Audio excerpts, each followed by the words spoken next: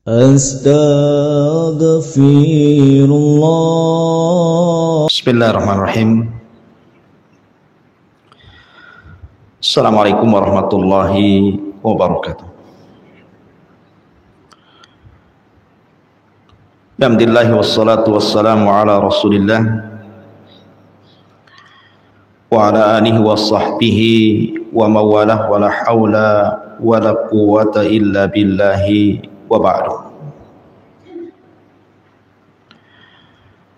Alhamdulillah, di pagi menjelang siang ini kita bisa melanjutkan kajian tauhid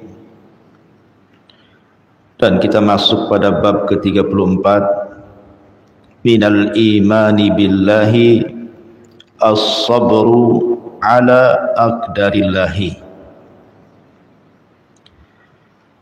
Bentuk keimanan kepada Allah Subhanahu wa ta'ala adalah bersabar akan takdir Allah Subhanahu wa ta'ala. Dan bersabar kepada takdir Allah Subhanahu wa ta'ala adalah salah satu yang menyempurnakan tauhid. Karena sebaliknya yang mengurangi tauhid justru kebalikan daripada sabar, at-tasakhut, menolak takdir Allah Subhanahu wa ta'ala dengan melakukan hal-hal yang menyelisihi kesabaran. Ma'asyiral muslimat yang dimuliakan Allah Subhanahu wa ta'ala, bab ini sangat penting karena bab ini akan terus kita rasakan setiap hari. Orang yang paham dengan bab ini, insya Allah, maka dia bisa mengarungi kehidupan yang banyak ujian yang kita selalu lalui setiap harinya. Karena manusia ketika menghadapi ujian itu macam-macam bentuknya. Ada yang sabar, ada yang tidak sabar. Makanya kalau orang paham dengan bab ini, insya Allah Allah akan berikan ketenangan sehingga kita bisa lebih mampu menghadapi ujian Allah Subhanahu wa ta'ala. Ma'asyiral muslimat yang dimuliakan Allah Subhanahu wa ta'ala, di dalam Al-Quranul Karim, Imam Ahmad ibn Hanbal rahimahullahu ta'ala mengatakan bahwa Al-Quran menyebut kalimat sabar itu sebanyak 90 kali. Banyaknya penyebutan sabar dalam Al-Quran itu, Bu, menunjukkan bahwa kita ini memang harus sabar. Karena Allah Subhanahu wa ta'ala terus mengingatkan dengan sabar, sabar dan sabar sampai 90 kali. Manusia ini tidak lepas daripada ujian. Contoh surah Al-Baqarah ayat 155 dan 157. Wala nabluwannakum bi syai'in minal khawfi wal ju'i wa naqsim minal amwali wal anfusi wath thamarat wa basyiris sabirin. Dan kami pasti akan menguji kalian dengan sedikit ketakutan, diancam, mau dibunuh, mau dirampok, walju ataupun kelaparan. Kelaparan boleh jadi karena kemiskinan, susah mencari pekerjaan. Kemudian wa naqsi minal amwal,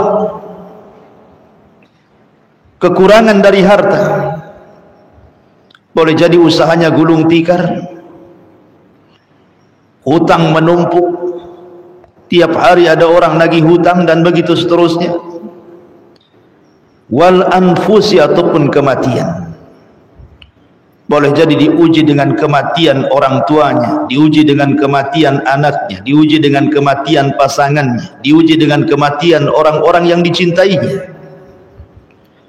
Wathamarat, ataupun dikurangi dari buah-buahan. Tetapi ujian-ujian itu oleh Allah Subhanahu wa taala katakan, wa basyiri sabirin. Beruntunglah orang-orang yang sabar ketika menghadapi ujian-ujian itu. Siapa orang-orang yang sabar itu? Allah mengatakan, alladzina idza asabathum musibatun qalu inna lillahi wa inna ilaihi rajiun. Orang yang sabar itu adalah orang yang apabila ditimpakan musibah kepadanya, maka dia mengatakan inna lillahi wa inna ilaihi rajiun. Semua datang dari Allah dan pasti akan kembali kepada Allah Subhanahu wa ta'ala. Makanya bab ini muallif rahimahullahu ta'ala ingin mengajarkan bagaimana kita menghadapi sebuah musibah, di mana musibah itu adalah bagian daripada takdir Allah Subhanahu wa ta'ala. Dalil yang pertama yang dicantumkan di sini surah At-Taghabun ayat 11. Allah Subhanahu wa ta'ala berfirman, ma asaba min musibatin illa biidznillah wa may yu'min billahi yahdi qalbah wallahu bikulli syai'in alim. Tidak ada satu musibah yang menimpa seseorang kecuali semua atas izin Allah Subhanahu wa ta'ala. Dan barang siapa yang beriman kepada Allah, niscaya Allah akan memberikan petunjuk kepada hatinya, dan Allah Maha mengetahui segalanya. Ma'asyiral muslimat yang dimuliakan Allah Subhanahu wa ta'ala, kita tahu bahwa Allah Subhanahu wa ta'ala apabila mentakdirkan sesuatu, maka takdir Allah Subhanahu wa ta'ala pasti berlaku, apakah itu kauni ataupun syar'i, ataukah apakah itu berbentuk kejadian-kejadian alam semesta yang di luar kehendak kita, ataukah kejadian-kejadian syar'i, kejadian-kejadian Allah takdirkan kepada kita sebuah kebaikan.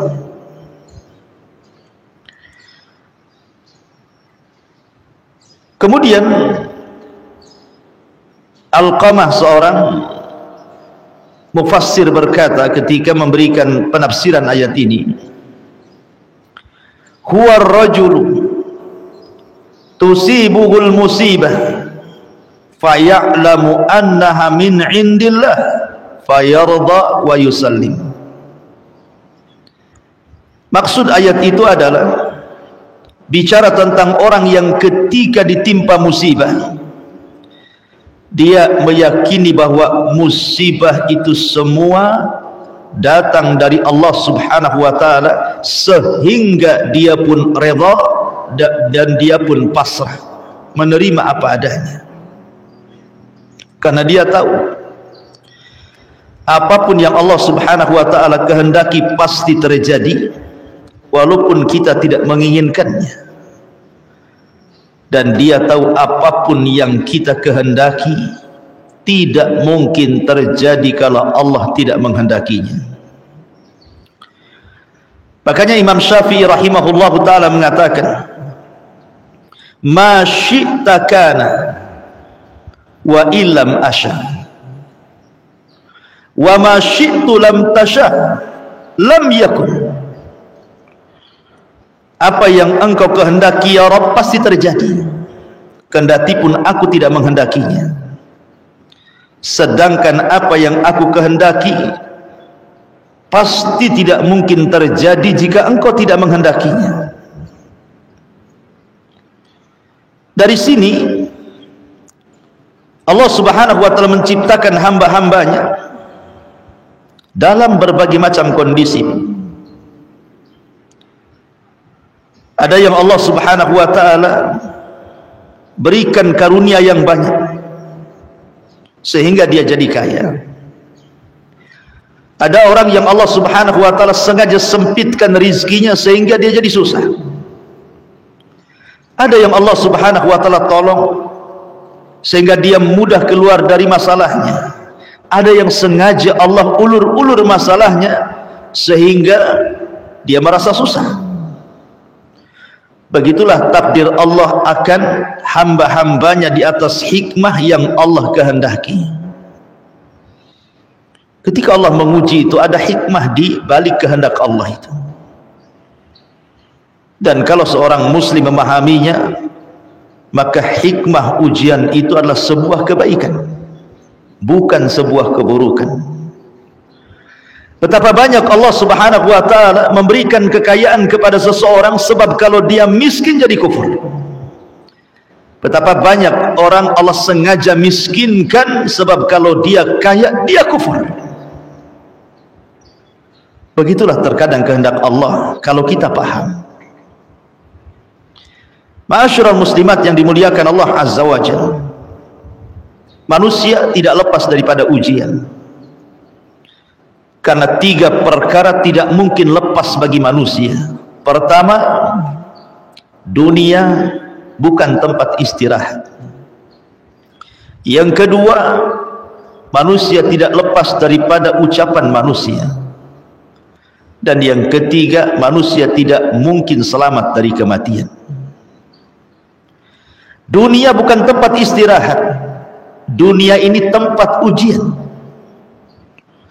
Supaya Allah Subhanahu wa taala mampu memandang hamba-hambanya, siapa di antara mereka yang jujur dan siapa di antara mereka yang merupakan para pendusta. Dan itu tidak bisa dibedakan kecuali dengan datangnya ujian itu. Kadang ada orang diberikan nikmat, Bu, subhanallah, suami sudah tampan soleh, istri sudah cantik soleha, anak-anaknya soleh dan soleha, orang tuanya juga soleh dan soleha, suaminya mendapatkan pekerjaan yang layak, pagi berangkat, petang pulang, setiap minggu di waktu libur bisa jalan-jalan, bisa ke sana kemari, bisa ke pantai, bisa ke mall, bisa ke pengajian. Masya Allah, anak-anaknya lucu-lucu, anak-anaknya nurut-nurut, tetangganya baik-baik, rumahnya besar, kendaraannya bagus. Coba Bu, enak tidak tuh kalau rumah tangga kayak gini? Enak lah, saya pun maulah kayak gini. Jangan lagi ibu, saya pun mau. Tapi terkadang di tengah-tengah kesenangan yang Allah anugerahkan, Bu, terkadang datang musibah. Tiba-tiba suaminya sakit, tiba-tiba suaminya stroke, tiba-tiba suaminya tidak bisa bekerja, lambat laun hartanya habis dikuras dari rekeningnya. Mulai daripada dia jual kendaraannya, dia jual asetnya, terakhir dia jual rumahnya, ngontrak pula dia. Terkadang ada orang yang diuji seperti itu. Kira-kira ada nggak orang yang diuji kayak gini? Ada. Siapa? Nabi Ayyub alaihi salatu wassalam. Nabi Ayub itu diberikan nikmat oleh Allah luar biasa. Istrinya cantik, soleh, suaminya pun tampan, seorang nabi. Anak-anaknya pun anak-anak yang menurut dan soleh. Hartanya melimpah, rumahnya besar, dihormati orang, para pekerjanya banyak, sehat, tidak ada penyakit. Kurang apa kenikmatan yang Allah berikan kepada Nabi Allah Ayub ini? Tapi Allah takdirkan Nabi Allah Ayub diuji oleh Allah subhanahu wa ta'ala. Hartanya habis, anak-anaknya meninggal, dikirim penyakit, benjol-benjol, banyak darah, banyak nanah, ada ulatnya, manusia pun menjauh darinya. Ayub sabar, sabar bu. Sampai yang tidak sabar istrinya. Di mana-mana yang tidak sabar itu kan ibu ya bu. Karena ada tuh kasusnya. Ketika suami sehat, masya Allah, suaminya disanjung-sanjung. Tidak ada suami di dunia ini yang lebih baik dibandingkan suamiku. Itu gombalan pertama bu.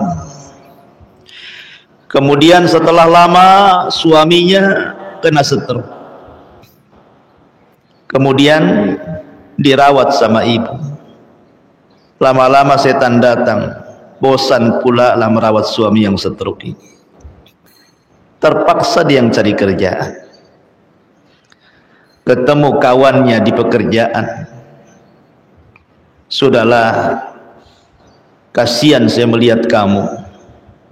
Sudah tidak cantik lagi, tidak glowing lagi, sudah kusut gitu. Kenapa kamu ini? Iya, gimana saya tidak begini? Saya sekarang yang harus banting tulang, pagi berangkat, sore pulang, mengurus abang dan begitu seterusnya. Gimana saya tidak kusut seperti ini? Rupanya kawannya itu iblis bu, bukan orang. Kata kawannya, sudahlah cerai sajalah, kan banyak laki-laki sehat, laki-laki baik. Rupanya dia pun jadi iblis juga. Datang kepada suaminya, bang, nampaknya kita sudah tidak lama lagi nih bang. Kata abangnya, saya pun juga sama, tidak lama lagi kan mau mati gitu. Bukan itu maksudnya, kita cerai aja lah bang. Tengok, ada wanita-wanita yang tidak berakal, wanita-wanita yang tidak mensyukuri nikmat Allah, tidak tahan dengan ujian. Padahal orang diuji itu hakikatnya ibu sedang diangkat derajatnya. Maka Nabi Allah Ayub alaihi salatu wasallam 18 tahun diuji, istrinya sabar. Istrinya yang cari pekerjaan. Bukan hanya lelah cari bekerja istrinya, sudah lelah cari kerja, dia pun rawat suaminya. Tidak ada keluh kesah. Sampai ketika orang tahu itu istrinya Ayub, tidak ada orang yang menerima tempat kerjanya. Terpaksa dia potong rambutnya untuk dijual, karena rambut kali itu mahal sekali harganya.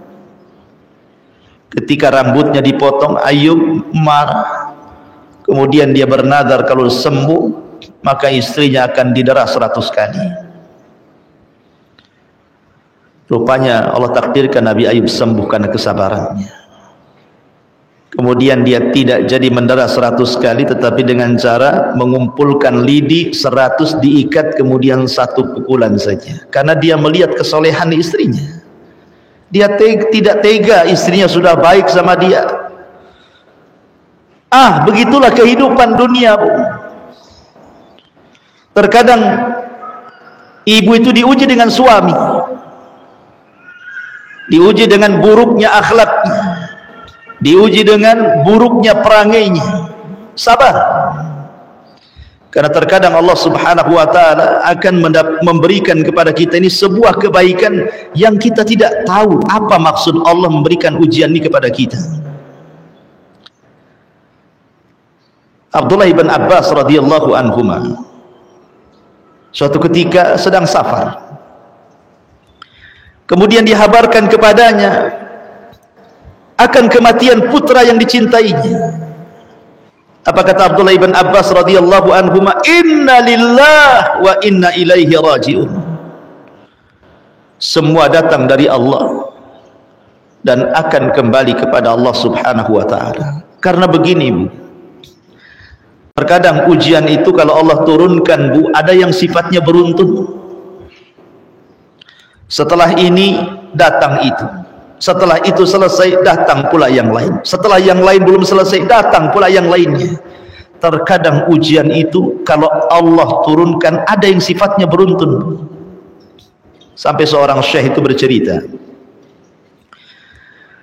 ada seorang keluarga punya 2 anak kecil-kecil belum balik. Ini kejadiannya di Arab sana Bu ya. Jadi orang tuanya ini mengambil pisau, nampak pula sama 2 anaknya yang kecil ini bapaknya bawa pisau. Rupanya sama anaknya dilihatin terus, bapaknya bawa pisau ini mau kemana? Rupanya mau nyembelih unta. Kemudian kakak beradik yang masih kecil ini ingin menirukan bapaknya, diambilnya pisau dari dapur.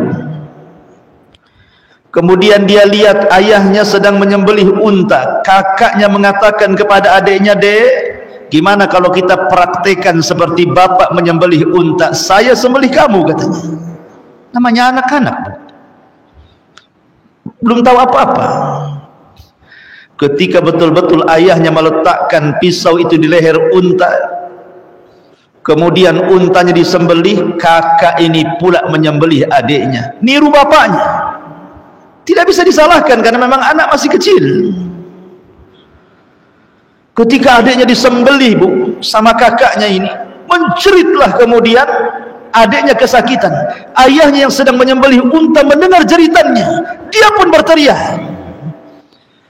Kemudian kakaknya ketakutan, dilemparlah pisau ini, lari dia keluar, ada mobil Bu, ditabraknya kemudian anak ini, mati dua-duanya. Yang satu mati disembelih, yang satu pula mati ketabrak mobil. Ayahnya ketika melihat kejadian ini Bu, langsung megap-megap, terserang penyakit jantung, kaget luar biasa.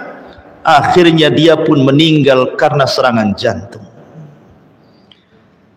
Dalam waktu sekejap Bu, musibah beruntun. Istrinya hanya bisa memandang kematian 2 putranya dan kematian suaminya seperti patung. Apa yang harus dibicarakan? Apa yang harus diomongkan lagi sama istrinya, melihat posisi dia yang kemudian beruntun musibah di hadapannya. Suami yang dicintainya meninggal begitu, anak 2 yang dicintainya meninggal seperti itu. Terkadang ada musibah tuh Bu, Allah subhanahu wa ta'ala timpakan kepada ibu itu, beruntun tuh. Yang ini belum selesai datang pula yang itu, yang itu belum selesai datang pula yang lain. Jadi apa yang harus ibu lakukan? Sabar. Makanya 90 kali Allah mengatakan dalam Quran, sabar, sabar, sabar, sabar. Ya apa lagi yang harus dilakukan? Tidak mungkinlah dia menghidupkan lagi yang sudah mati. Ya sabarlah. Dan ini juga pernah kejadian kepada seorang tabi'in, seorang ulama bahasa namanya Al-Asma'i rahimahullahu ta'ala. Al-Asma'i ini Bu, sedang safar dia di thalabul ilmi, untuk menuntut ilmu. Kemudian di tengah jalan kehabisan bekal lah Asma'i ini dengan satu kawan. Maka dia karena tersesat di padang pasir, kan bahaya Bu, bisa mati kelaparan dan kehausan. Rupanya dari kejauhan adalah tenda, dan di situ ada seorang nenek. Rupanya nenek ini nenek yang solehah dan memiliki beberapa ternak kambing. Maka Al-Asma'i pun mendatangi tenda itu dengan harapan dia jadi tamu dan dapat bekal lah dari nenek itu, dan juga minuman yang bisa dia minum. Ketika datang dia mengatakan assalamualaikum, maka nenek ini mengatakan waalaikumsalam warahmatullahi wabarakatuh. Kemudian Al-Asma'i mengatakan, sudikah aku bertamu kepadamu Nek? Kata nenek, alhamdulillah, dengan senang hati. Maka kemudian disuruhlah duduk Al-Asma'i dengan kawannya ini. Nenek ini mengatakan sambil mengambil pisau untuk menyembelih kambingnya untuk tamu-tamunya, tunggu ya, menunggu anakku datang. Rupanya kemudian dari kejauhan datanglah 2 ekor unta, yang satu dengan penunggangnya, yang satu tanpa penunggangnya. Ibu ini mengira bahwa itu anaknya. Ketika semakin dekat, semakin dekat, semakin dekat, rupanya yang di atas unta bukan anaknya. Tiba-tiba yang di atas unta mengatakan kepada ibu ini, yang sabar bu, semoga Allah membalas kesabaran. Anakmu meninggal dunia. Aku lihat dia jatuh dari tebing, masuk ke jurang, terperosok, kemudian mati. Aku tidak bisa mengambil jasadnya, tapi aku bisa mengantarkan untanya. Ibu ini hanya mengatakan inna lillahi wa inna ilaihi raji'un. Semua datang dari Allah dan kembali kepada Allah subhanahu wa ta'ala. Akhirnya kemudian ibu ini memandang kepada Al-Asma'i karena melihat ada penampilan seorang alim.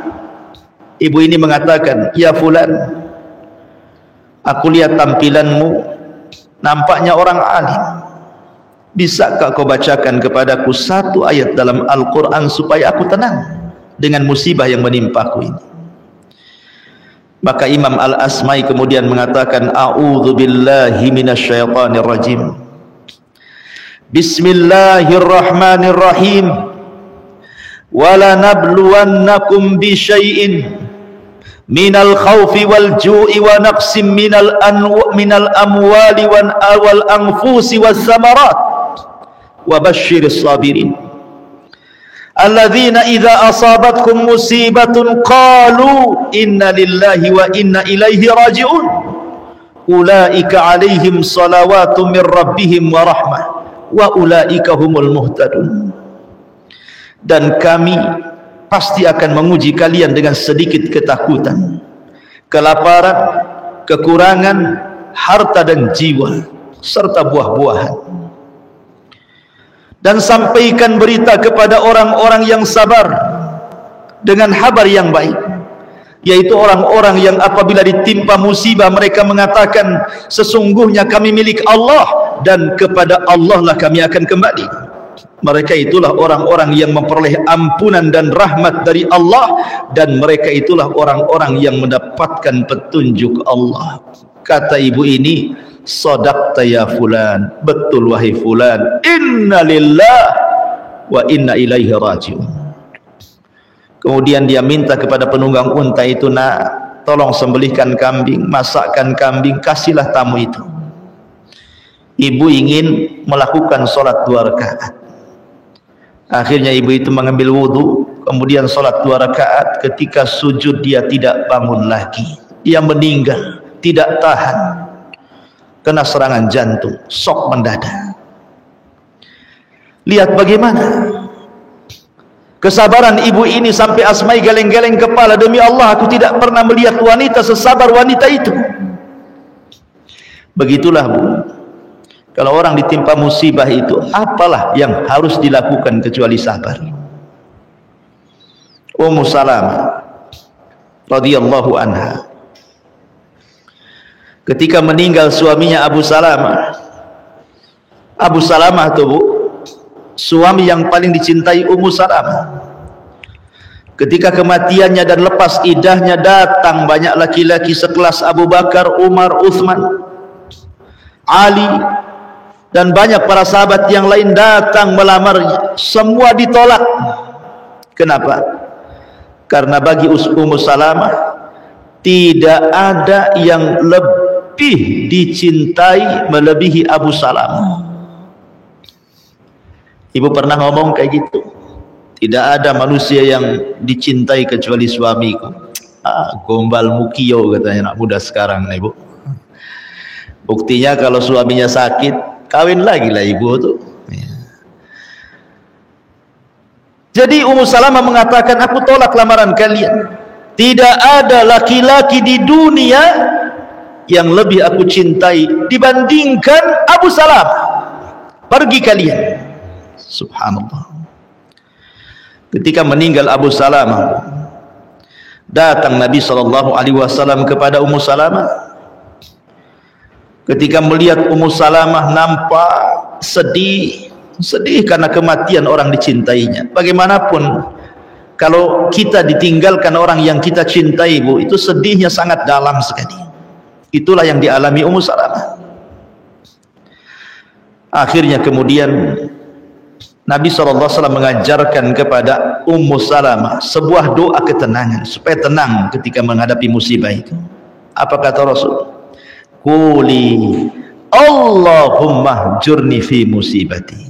Ya Ummu Salamah, katakan, Allahumma jurni fi musibati. Ya Allah, berikan balasan dan pahala akan musibah yang menimpaku. Begitulah bu caranya.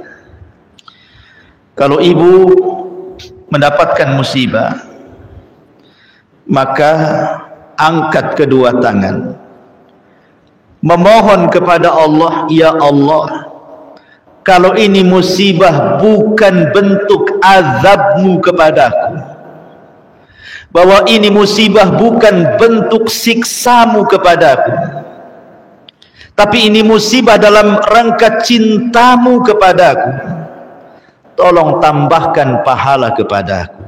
Begitu bu doanya, bu, minta pahala. Karena hidup di dunia ini tidak lama, bu. Ibu mengharap kesenangan dunia, kesempurnaan dunia tidak akan dapat. Karena sempurna itu milik Allah dan kenikmatan sempurna itu hanya ada di sorga. Di dunia ini satu perahu yang mengarah ke sorga. Kita naik ke perahu itu, terkadang dalam perahu itu banyak masalah. Ya, karena manusia tidak akan hidup tenang dan tidak akan Allah buat tenang. Tenang sesaat, sedih lagi. Senang sesaat, susah lagi. Tertawa sesaat, nangis lagi. Berkumpul sesaat, pisah lagi. Dan begitulah tabiat dunia. Kadang menangis, kadang tertawa, kadang sedih, kadang senang, kadang berkumpul, kadang berpisah, kadang murung, kadang senyum. Begitulah orang hidup di dunia, enggak lepas daripada ini dan itu. Wa tilkal ayyam nudawiluha bainan nas. Terkadang hari-hari itu diputarkan kepada manusia, ada senang, ada susah. Karena tidak mungkin Allah menciptakan manusia dalam satu kondisi, bu, senang terus dari mulai lahir sampai mati, susah terus mulai dari lahir sampai mati, mustahil. Allah akan bagi-bagi itu hidup itu. Kadang hari ini senang, besok pula susah. Kadang hari ini tertawa, besok pula lah menangis. Makanya perlu syukur dan sabar dalam kehidupan ini. Apabila ditimpa kebaikan, syukur. Apabila ditimpa musibah, sabar. Ajaban li amril mu'min, kata Rasul. Aku heran perkaranya seorang mukmin, kata Rasul. Kalau ditimpa kebaikan, syakara, dia pun bersyukur. Kalau ditimpa musibah, sabar, dia pun bersabar. Dua-duanya baik bagi seorang mukmin. Tapi ada orang yang menganggap baik itu sebelah pihak saja. Kalau dapat kesenangan, baik, senang dia. Kalau dapat susah, susah pula dia. Itu bukan seorang mukmin. Makanya bab ini mengajarkan bahwa keimanan itu kepada Allah salah satunya adalah sabar ketika menerima takdir. Hatinya tidak berubah. Mau datang nikmat, dia tidak terlalu senang. Toh semua sudah ditakdirkan Allah. Mau datang musibah, tidak terlalu sedih. Toh juga musibah sudah ditakdirkan Allah. Lalu apa faedahnya kemudian orang tasakhut, menolak takdir, mengemis dan begitu seterusnya? Semua sudah ditakdirkan Allah kok. Datang harta hanya sampai di tangan, hilang harta pindah tangan, itu saja masalahnya. Semua sudah ditakdirkan Allah subhanahu wa ta'ala. Musibah yang hari ini menimpa kita, bu, 500 tahun sudah Allah catat di Lauhil Mahfuz. Jadi apa yang disedihkan? Hari ini ibu dapat harta banyak, sudah dicatat 500 tahun sebelum Allah menciptakan langit dan bumi. Jadi tidak lepas daripada catatan Allah. Makanya kalau beriman dengan takdir itu, Bu, orang akan senang, tenang, damai, tidak susah. Yang susah itu orang yang suka nolak takdir biasanya. Ma'asyiral muslimat yang dimuliakan Allah Subhanahu wa taala. Maka penting seseorang itu memahami hakikat takdir dan kesabaran di dalamnya. Ummu Sulaim, sahabat Nabi, atau disebut dengan Rumaisa, atau disebut dengan Ummu Anas, ibundanya Anas bin Malik radhiyallahu anhu, menikah dengan seorang sahabat namanya Abu Talha radhiyallahu anhu. Datang Abu Talha melamar Ummu Sulaim. Kata Ummu Sulaim, ya Aba Talha, harusnya tidak ada wanita yang menolak kamu. Engkau ganteng, engkau kaya, engkau dihormati, engkau sukses, tapi engkau kafir. Tidak ada yang menolak satupun wanita atas lamaran kecuali aku. Bukan karena kau tampan, bukan karena kau kaya, bukan karena kau sukses, tapi karena kau kafir. Kalau kau menikah denganku, masuklah ke dalam Islam. Akhirnya karena kepincut dengan Ummu Sulaim, Abu Talha pun masuk Islam. Itulah maharnya Abu Talha kepada Ummu Sulaim, keislamannya. Ketika sudah berjalan rumah tangganya, maka Abu Talha itu kan punya anak kecil, Bu, namanya Abu Umair. Abu Umair itu yang dijelaskan dalam hadis Bukhari punya peliharaan namanya Nughair, burung kecil, burung pipit. Namanya anak-anak kan, Bu, melihara burung kan tidak open dia kan, mungkin keinjak, mungkin kecekik, matilah si Nughair itu. Anak-anak ini dia lebih sedih kehilangan mainannya dibandingkan sedih kehilangan ibunya, Bu.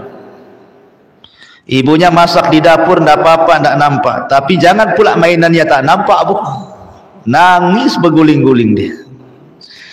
Akhirnya Abu Umair ini sedih karena kehilangan mainan. Dan mainan orang dulu kan beda, Bu, dengan mainan orang sekarang. Zaman dulu belum ada robot-robotan, belum ada bola-bolaan, belum ada balon terbang. Ya, zaman dulu itu mainnya sama kambing, sama burung. Ini anak-anak kecil zaman dulu mah ya. Jadi Anas bin Malik kasihan melihat adiknya, dan Anas bin Malik pun masih kecil. Datang dia kepada Nabi, ya Rasulullah, adikku sedih karena kehilangan burungnya. Subhanallah, lihat, Nabi datang takziah karena kematian burung. Ada, Bu, tetangga kematian kucing ibu takziah. Ini Nabi loh mati burung takziah. Dia datang kepada Abu Umair, kemudian menenangkan Abu Umair, mencandai Abu Umair, ya Aba Umair, ma fa'alan Nughair. Aba Umair, apa yang terjadi dengan burung mesin Nughair itu? Kata Abu Umair, mati ya Rasulullah. Mati Rasul. Subhanallah. Rasul datang menenangkan musibah anak-anak. Rupanya Abu Umair sakit, dan Abu Umair itu anak yang dicintai Abu Talha, kan itu anaknya sakit. Abu Talha sedang safar. Rupanya Allah takdirkan meninggal pula dia. Abu Talha tidak tahu itu anak yang dicintainya.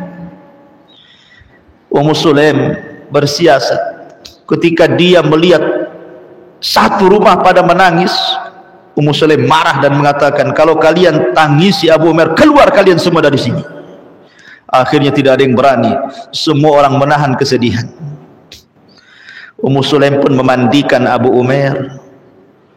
Kemudian setelah bersih dimandikan, diletakkanlah di kasur, layaknya anak sedang tidur, dikasih selimut, di bantal, padahal sudah mati, Bu. Rupanya datang malam-malam Abu Talha. Ummu Sulaim tidak mau membuat kesedihan kepada Abu Talha. Ketika Abu Talha namanya bapak, Bu, kalau sudah punya anak kecil biasanya ibu dimerduakan, Bu, ya kan, kalau kecuali ada maunya aja. Pasti dia tanya anaknya kan. Ketika mau masuk melihat Abu Umair yang sudah meninggal, ditahan oleh Ummu Sulaim. Jangan bang, dia lagi tidur, jangan diganggu, nanti saja. Lihat kesabarannya Ummu Sulaim, Bu. Akhirnya Ummu Sulaim masak dengan masakan yang lezat, yang sangat disukai suaminya. Dan bak pengantin baru dengan dandan cantik untuk menyenangkan suaminya yang baru datang safar.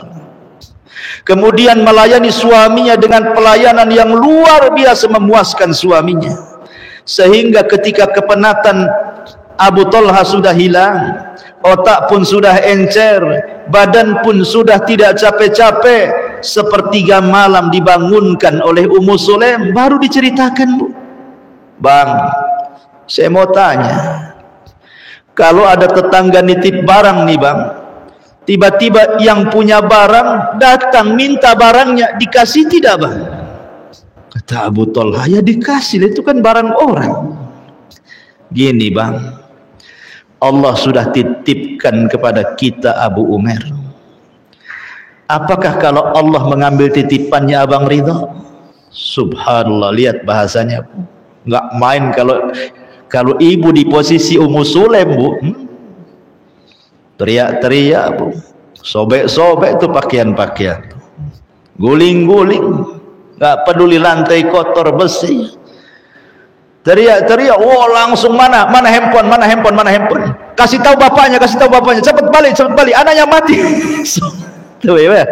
Itu kalau ibu, ini kan Ummu Sulaim, ya. Akhirnya Abu Talha mau marah gimana, nggak marah gimana kan gitu, Bu ya. Tapi melihat ketakjuban kesabaran Ummu Sulaim istrinya, dia pun luluh. Datang pagi harinya ke Nabi SAW menceritakan apa yang dilalui semalam dengan Ummu Sulaim.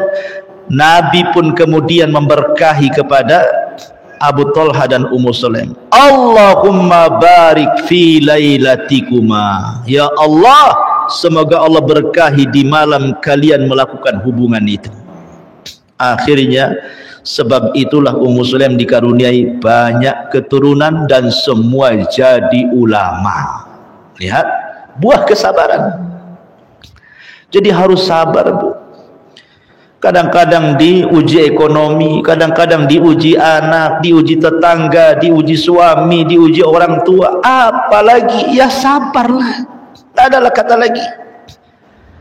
Ya, belum tentu terkadang seseorang membuat keputusannya bisa menjadi solusi. Ujian itu datang dari Allah, minta kepada Allah. Makanya dalam bab ini Al-Qamah mengatakan bahwa ayat ini turun kepada seseorang yang ditimpa oleh Allah Subhanahu wa taala musibah, kemudian dia pun redha dan dia pun sabar dari musibah itu. Karena sering saya katakan, Bu, orang di depan musibah itu kan ada 4 kelompok. Ya. Orang di depan musibah itu ada 4 kelompok, Bu. Kelompok yang pertama, kelompok yang tasakhut. Tidak sabar dengan ujian. Ditunjukkan dengan lisannya mengeluh ke sana kemari, Allah pula disalahkan. Ya Allah, kenapa si aku saja yang kau uji ini? Ya Allah, kenapa si anakku saja yang sakit? Ya Allah, kenapa harus ini itu Allah disalahkan dia. Ja'ala fitnatallah ka'adzabillah. Dia jadikan fitnah dari Allah itu seolah-olah azab yang Allah timpakan kepadanya. Ini orang yang paling buruk. Jangan menjadi orang yang kayak gini. Yang kedua adalah orang itu yang pura-pura sabar. Nampak saja zahirnya sabar, Bu, tapi kalau disentuh keluar semua hatinya. Nampak ketidaksabarannya. Ya, ini tapi masihlah mendingan daripada orang pertama. Ya, dia menahan-nahan gitu ya, pura-pura sabar gitu ya. Tetapi kalau disentuh keluar semua tuh isi hatinya. Iya, memang si anu itu begini, betul kata kamu begini.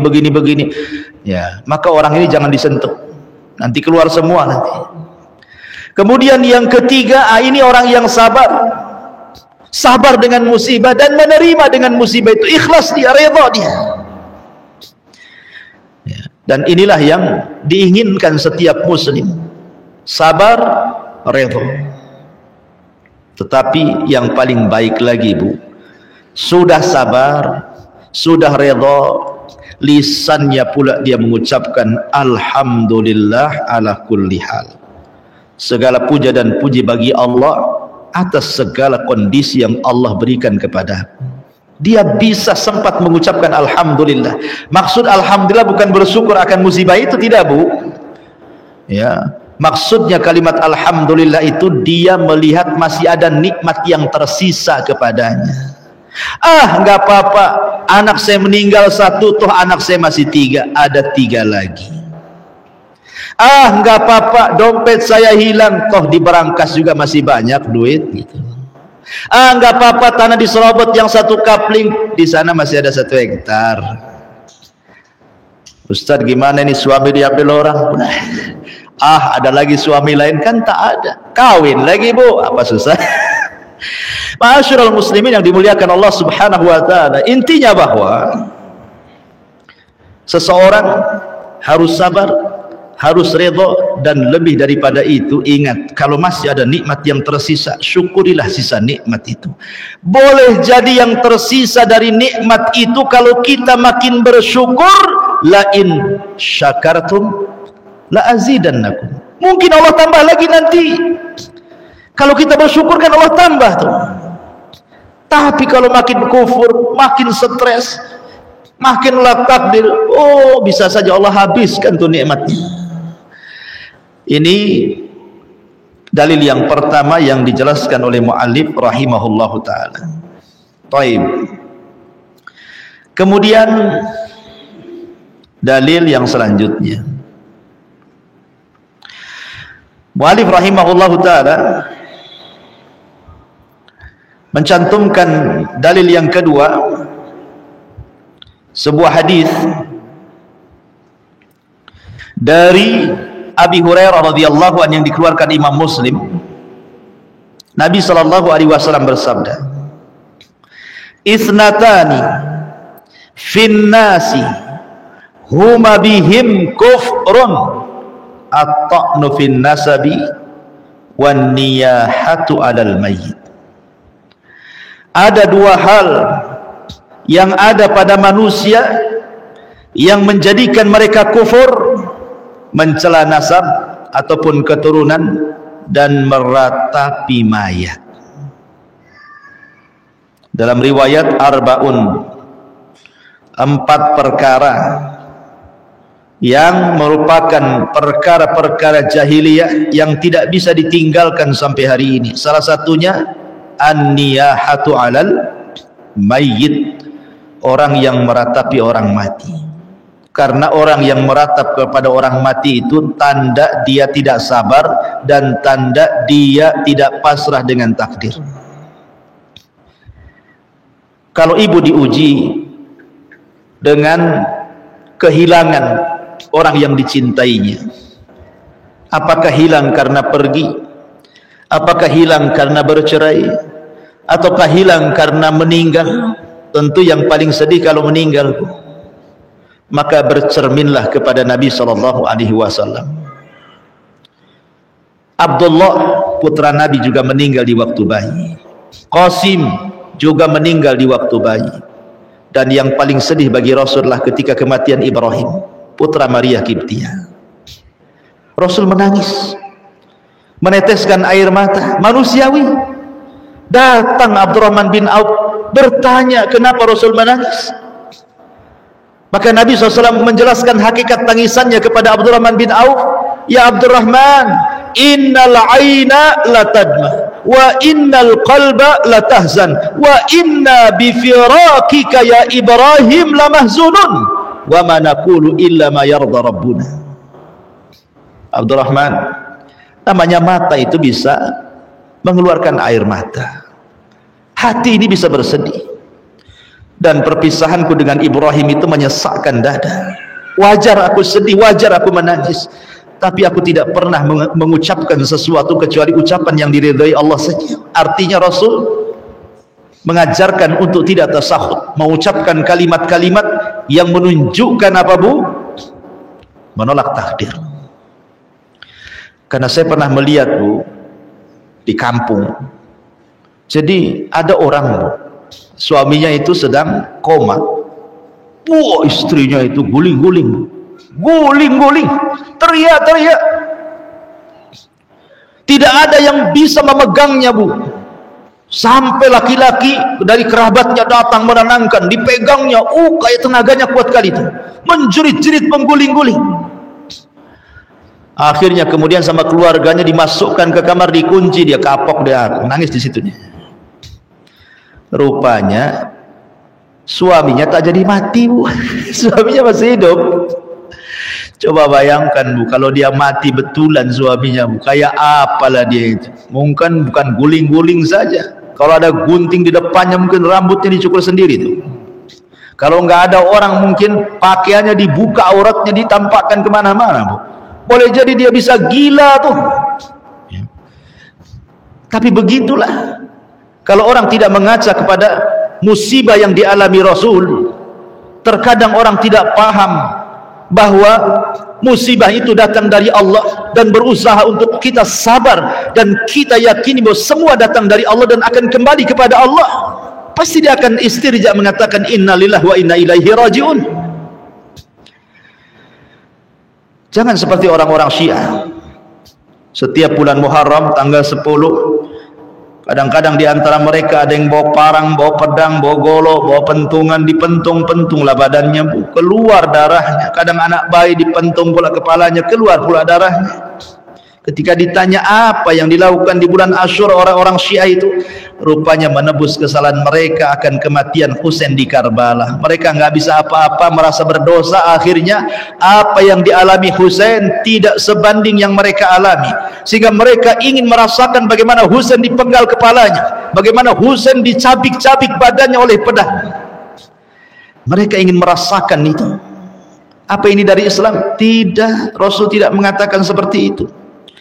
Rasul justru mencela termasuk perkara jahiliyah itu niyaha, memukul-mukul badan, merobek-robek pakaian, mencukur-cukur rambut, berteriak-teriak ala-ala jahiliyah. Itu yang dilakukan orang Syiah.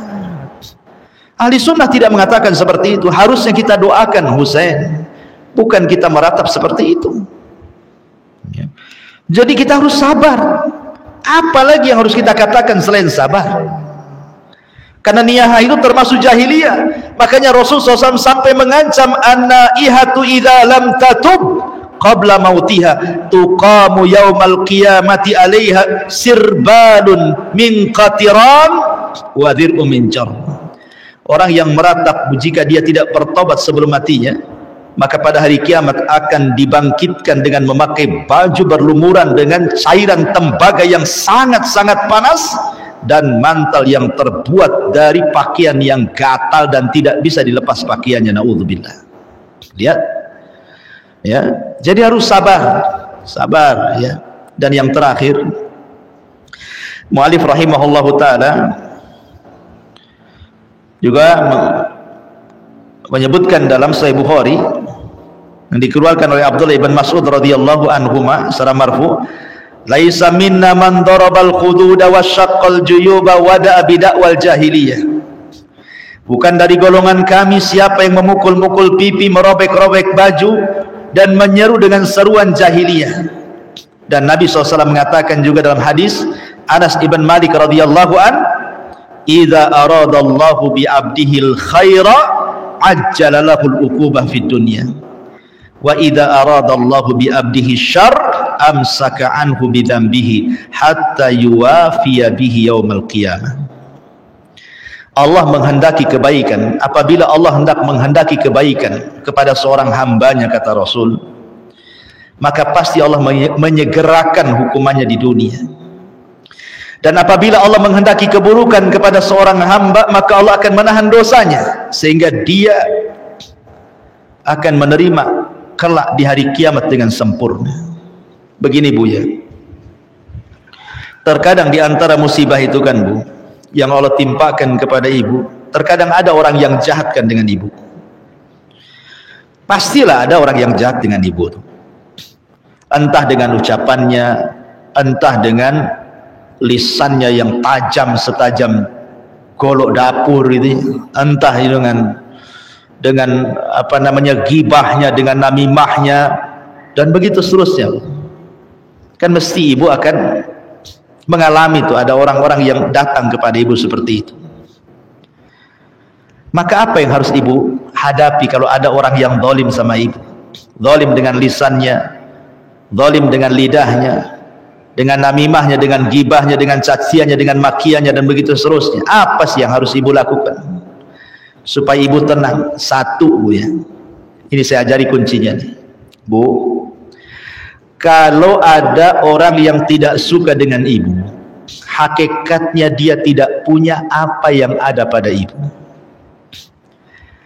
Kalau ada orang yang tidak suka dengan kita, hakikatnya dia tidak punya yang ada pada kita. Kalau dia mencela agama kita, hakikatnya dia nggak punya agama. Kalau dia mencela harta kita, hakikatnya dia tidak punya harta. Kalau dia mencela kehormatan kita, hakikatnya dia tidak punya kehormatan. Kalau kita punya apa-apa tiba-tiba dicela, artinya dia tidak memiliki apa yang kita miliki. Makanya dia hasad. Ya, dia hasad kepada kita. Itu kaedahnya, Bu. Kita ini kaya. Kemudian yang kedua, kalau ibu di posisi dizalimi, Bu, ibu itu di posisi menang, bukan di posisi kalah. Walaupun nampak dia kuat, ibu lemah, ibu yang menang, bukan dia yang menang. Jangan salah, sebab sesungguhnya ketika dia mencela ibu itu, hakikatnya Allah sedang mengangkat derajat ibu. Ketika dia menghina, menggibah, merendahkan ibu, hakikatnya Allah sedang menyimpan pahala yang besar bagi ibu. Tapi kan Ustaz, saya tidak bisa tuh kayak gitu tuh. Saya ini baru disenggol di medsos saja, sakitnya tuh sampai di sini loh Ustaz, katanya. Sampai nyesek ke dada. Nggak tahan tangan ini, mau balas juga saya. Lalu apa yang harus saya lakukan? Jadilah seperti Ashabul Kahfi. Ashabul Kahfi, Bu, tidur 300 tahun lebih, Bu. Pas bangun musuhnya sudah kalah, Bu. Tidur bisa mengalahkan musuh. Jadi ibu kalau disakiti, Bu, tidur saja, Bu. Tidur. Tapi dia masih ngomong, tidur lagi. Ngomong lagi, Ustaz, tidur lagi. Nggak bisa tidur. Belilah obat untuk bisa tidur. Maksudnya bukan tidur betulan, Bu. Kalau tidur betulan jadilah malas, bukan. Maksudnya jangan pedulikan. Kenal ibu si Anu? Si Anu itu yang nyakiti ibu. Oh, nggak kenal saya. Itu kan tetangga ibu. Nggak kenal saya. Oh, itu kan kopel dengan ibu rumahnya. Nggak kenal. Pura-pura kayak gitu aja, Bu, ya, Bu, ya. Jangan pedulikan. Itulah orangnya yang jalan itu kan tetangga ibu. Oh, nggak kenal saya. Nggak apa-apa, Bu. Jadi jangan pedulikan. Sebab kalau dipedulikan makin sakit tuh. Kalau diobrolkan sakit hati, kuadrat sakitnya. Nanti yang nyakiti ibu tenang, dia bisa tidur, ibu pula tak tenang, datang gula, kolesterol, stroke. Ngapain pula kita datangkan penyakit? Jangan pedulikan. Kedua, Bu, doa. Terkadang kita lemah untuk melawan orang yang zalim kepada kita, tapi di sana, di atas langit itu masih ada langit, Bu. Orang itu sekuat apapun tidak lebih kuat daripada Allah Azza wa Jalla. Berdoa kepada Allah. Doa itu, Bu, luar biasa. Seandainya ibu mendolimi iblis, seandainya iblis didolimi sama ibu, kira-kira ada nggak yang dolimi iblis, Bu? Kalaupun ada nih, iblis didolimi, kemudian iblis berdoa kepada Allah, dikabulkan nggak tuh doanya iblis? Dikabulkan. Kalau iblis sampai didolimi, Bu, taruhlah seperti itu, kemudian iblis berdoa, pasti dikabulkan. Jangankan lagi iblis didolimi, tidak didolimi saja iblis berdoa kepada Allah, Rabbi anzirni ila yaumi yub'atsun, ya Rabb, tangguhkan usiaku sampai hari dibangkitkan. Dikabulkan nggak tuh permintaan iblis? Dikabulkan, Bu. Allah tangguhkan usianya. Apalagi dia posisi dizalimi. Karena di antara sifat Allah itu adil, Bu. Bukan berarti kemudian Allah cinta dengan iblis, tidak. Allah itu cinta keadilan dan benci kezaliman. Ya. Kalau seorang mukmin menyakiti orang kafir berdoa kepada Allah, apakah Allah akan diamkan orang kafir karena kekafirannya? Tidak, Allah ijabah doanya. Bukan karena Allah benci kepada orang yang beriman ataupun cinta kepada orang kafir. Bukan itu masalahnya. Allah tidak cinta dengan orang kafir. Allah akan cinta dengan orang yang beriman. Tapi Allah benci kezaliman dan Allah cinta dengan keadilan. Itu masalahnya. Jadi berdoa saja kepada Allah. Sebab orang yang dizalimi itu dia merasa puas biasanya. Kalau sudah zalimi dan berhasil menzalimi orang tuh, wah kayaknya puas sekali dia itu. Apalagi kalau betul-betul ya, menzalimi ustadz, menzalimi santri, menzalimi orang-orang itu, wah kalau sudah nampak itu susahnya yang dizalimi itu, kayaknya puas, tidur pulas dia. Tapi orang yang dizalimi pernah tidur pulas, Bu? Tidak. Bahkan susah tidur, bahkan tidak akan pernah tidur. Sebagaimana orang yang dizalimi tidak pernah tidur, Allah pun tidak pernah tidur. Ketika Allah tidak pernah tidur, orang yang dizalimi tidak bisa tidur. Tiba-tiba orang yang dizalimi angkat tangannya kepada Allah, ya Rabb, ya Rabb. Tiba-tiba Allah dengar doanya. Mungkinkah Allah biarkan? Maka Allah subhanahu wa ta'ala akan berfirman, wa bi'izzati wa jalali la ansurannaka walau ba'dahin. Demi kemuliaanku, demi keagunganku, kata Allah, saya akan tolong walaupun sampai waktu yang ditentukan. Jadi berdoa saja. Kalau dapat musibah, berdoa. Ya, kalau memang kekurangan harta, kekurangan ekonomi, ada masalah dalam keluarga, minta kepada Allah. Kalau juga tidak dikabul-kabulkan oleh Allah, jangan bosan-bosan meminta kepada Allah. Karena di antara sebab tidak dikabulkan doa karena istijal, terburu-buru. Saya sudah berdoa, kok tidak dikabulkan? Justru kalimat itu yang tidak akan mengabulkan doa. Teruslah berdoa, karena terkadang doa itu bisa dikabulkan secara cash, bisa disimpan di akhirat sebagai pengangkat derajat di sorga, atau boleh juga yang diminta lain, pengabulannya lain. Ada Bu doa itu yang diminta lain, dikabulkan pula lain. Terkadang Allah seperti itu, Bu. Ibu susah minta ekonomi, minta rumah, ya Allah kasihanlah suami saya tukang bangunan 40 tahun gajinya nggak naik-naik, kadang ada kerjaan kadang tidak, itu pun jadi helper, nggak pernah jadi tukang. Ya Allah, saya ini ngontrak, nggak bisa ngontrak di tengah kota, ini pun di pinggir-pinggir laut, sudah seng panas, kalau malam panas, siang panas, keringat bercucuran, nggak pernah merasakan AC alam pun tidak, umpamanya udah susah ya. Dia berdoa kepada Allah, rupanya tidak dikabul-kabulkan. Rupanya suaminya pulang dari pekerjaan, Bu, ditabrak sama tronton. Itu motor ringsek 99%, harusnya suami ibu mati. Rupanya suami ibu terpental, hanya lecet-lecet dikit. Nggak ada, lecet dikit dikasih betadin sembuh. Tuh tengok Bu ya, ibu minta rumah, rupanya suami diselamatkan dari tronton. Sebab kalau seandainya betul-betul nih ibu dikasih rumah, ibu dikasih uang, sekali suami kena tronton, masuk rumah sakit, operasi seharga rumah, ludes juga kan Bu. Penyakit belum tentu sembuh, rumah pula sudah hilang, kan rugi itu namanya ya. Terkadang apa yang diminta berbeda dengan yang dikabulkan. Jadi jangan bosan berdoa, karena doa itu sebuah ibadah. Wallahu a'lam bishawab. Ini yang bisa saya sampaikan. Taib, sebelum saya tutup, kalau ada yang bertanya ya silahkan.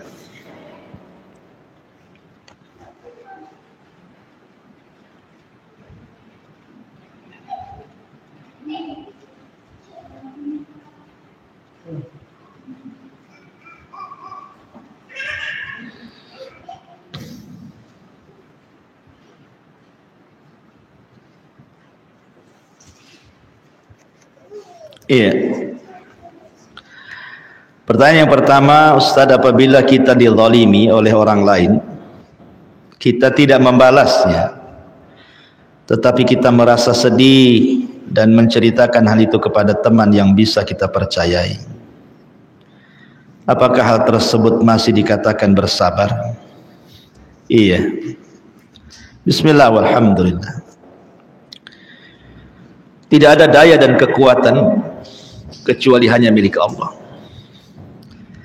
Sekuat apapun manusia itu ada waktunya. Ketika dia muda dia binaraga, ototnya besar, kuat mengangkat beban. Ketika usia sudah 100, anggaplah diberikan 100 tahun, sudah lemah. Ya, ngangkat uang pun tidak sanggup dia. Karena sudah setruk. Sehebat apapun orang itu di dunia, kaya raya, ada juga masanya. Ketika sudah tua jadi rebutan anak-anaknya. Tidak ada yang kekal di dunia ini. Tidak ada yang kekal. Lihat kehidupan di alam itu. Padi, mulai dari menanam, kemudian besar, kemudian keluar bijinya yang menguning, kemudian mulai menunduk, mati juga ujung-ujungnya. Artinya bahwa kita harus yakin bahwa tidak ada zat yang paling kuat kecuali Allah. Tidak ada zat yang paling kaya kecuali Allah. Tidak ada zat tempat bergantung kecuali kepada Allah. Kalau ada orang yang mendolimi kita, kalau ada orang yang menyakiti kita, kalau ada orang yang merobek perasaan kita, maka minta kepada Allah. Yang pertama yang harus ibu lakukan adalah curhat kepada Allah. Jangan yang pertama dilakukan nulis status, Bu. Facebook, Instagram, grup-grup WA itu tidak bisa apa-apa. Paling tinggi ngasih jempol, atau ngasih jempol ke atas atau ke bawah, atau komentar yang sabar ya gitu. Semoga dimudahkan ya. Itu saja, sebatas itu. Tapi kalau ibu berdoa kepada Allah di waktu-waktu mustajab, Bu, doa itu, Bu, mengetuk pintu langit. Makanya sering saya katakan, kalau ibu tidak suka dengan saya, kemudian saya ketuk-ketuk rumah ibu dari pagi sampai ke pagi, Bu, kira-kira ibu bukakan nggak tuh rumahnya tuh?